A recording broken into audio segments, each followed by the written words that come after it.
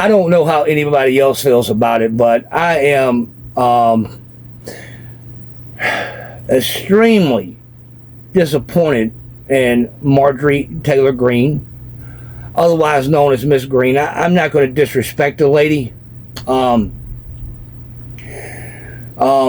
didn't always agree with a lot of her policies, but I did respect the fact that she had a lot of spunk, and I honestly think that she, she actually believed what she was saying, and I give her kudos for that.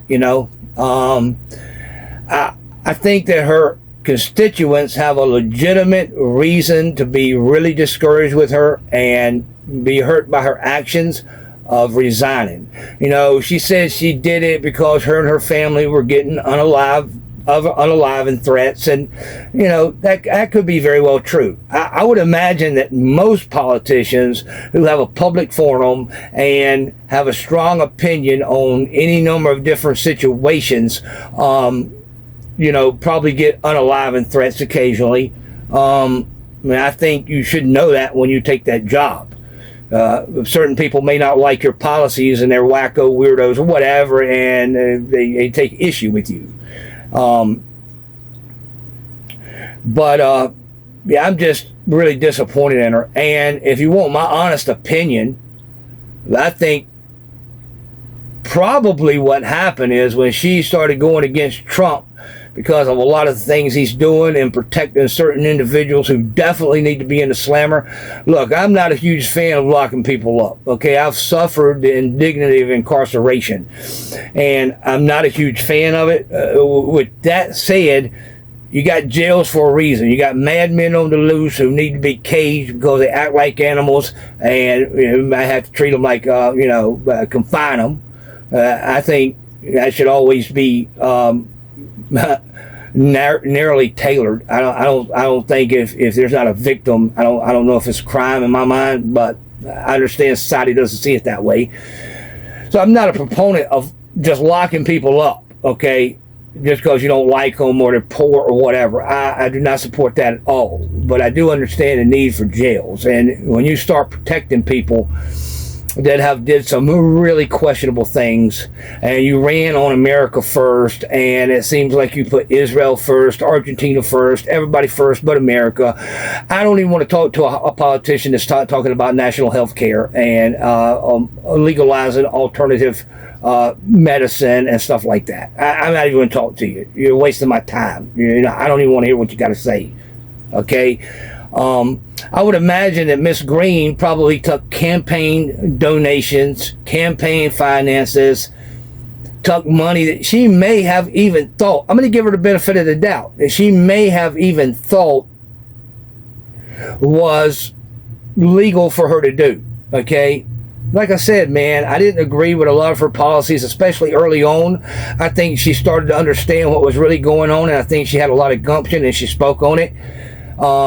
And as an insurance policy right from the beginning, they allow you to take these donations knowing that it's technically illegal under some federal statute, criminal statute, and civil probably. And they let you take these donations, and if you start bucking their system too hard, they'll come and say, hello, Ms. Greene, so a representative from the Justice Department on the real down low, or somebody that they get to do it, and come and say, Miss Greene, you probably didn't realize it, but these millions of dollars that you took and you have in your bank account, and we can prove that you received from person A and it went to your bank account person B, okay, that's actually an illegal act under a certain federal statute, an obscure statute you probably never even heard of as a general citizen, but it exists. And our position is this: you can go away, resign, never say another word, and keep your money, your 20, 25, 30 million dollars that you have in your bank account, that definitely a lot of it was acquired illegally under federal statutes, and just retire and ride off into the sunset and live out the rest of your life. Shut up, don't make no more statements, we don't want to hear nothing else from you. That's option one.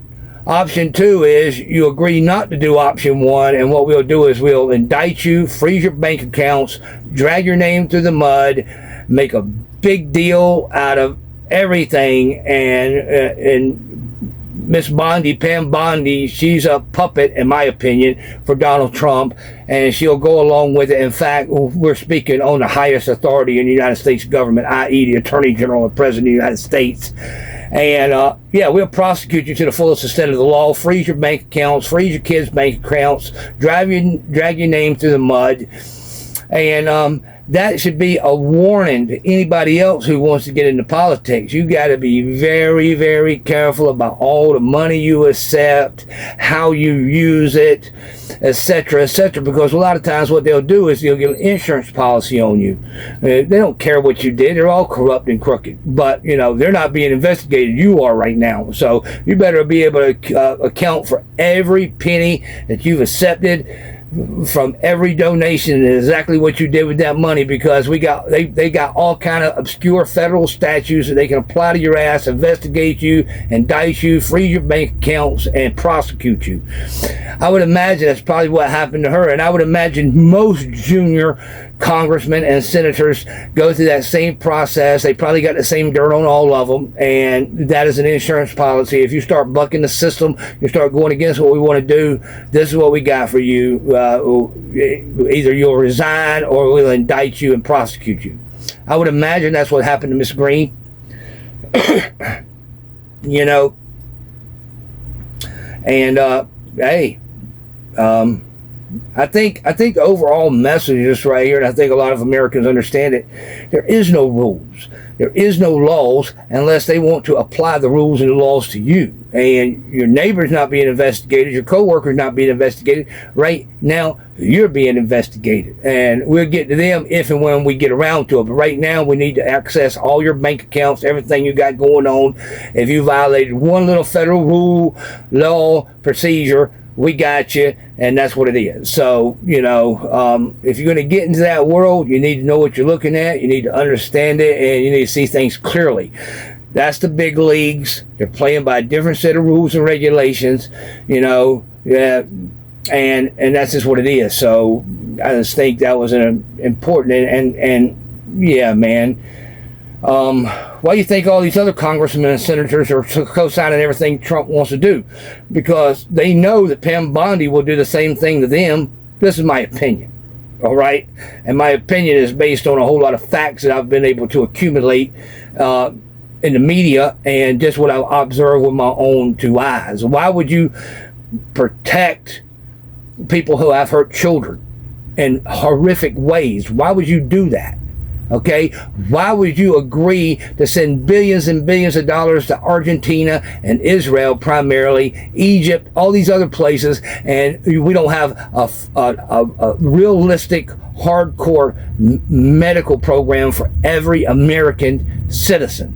Okay, a lot of people might say, oh, that's socialism, this and that. Well, maybe it is, and, you know, okay, but right now you don't even have a line to wait in because you don't have no health care. You're up shit creek without a paddle. So, yeah, so why would you vote for all that? And it's totally ignore your own constituents and people that you ran and said, hey, if you vote me in office, I'm going to make sure your interests come first. And when you get in office, you do exactly the opposite of that. Because they all have some, I guarantee you the Justice Department has information on all of them where they can indict all of them tomorrow for some kind of campaign finance violation or something.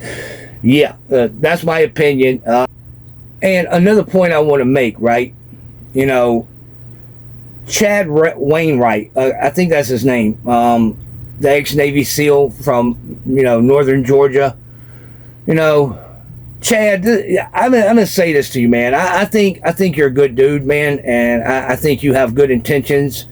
But personally speaking, man, I would never vote for a Bible thumper. Okay, not because I necessarily have anything against Christianity. I don't. I think everybody has a right to worship how they see fit. This is America. It's a free country, and you know, freedom of religion is right at the top of the list of being a free country. But I don't want anybody who's going to be crafting laws that I have to live by and policies that I have to live by, basing those laws on their religious beliefs. Okay, and that's just the way I see it, man. If you want to read the Bible and you have a Christian faith, that's fine and dandy. Don't push your Christian faith on me by way of policies and laws that you would have a part in passing. We already got enough of those type of people up there in Washington, D.C. right now. Okay, people like Ted Cruz and the turtle Mitch McConnell and all that. And on another interesting side note, South Carolina has the federal minimum wage. I think it's $7.25 an hour. So does Kentucky. Now, you have to say to yourself, Mitch McConnell, I don't like the guy at all. I think he's a total creep.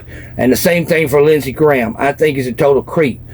Yeah, but you know what? The voters of Kentucky and South Carolina keep sending the creeps back to Washington, D.C.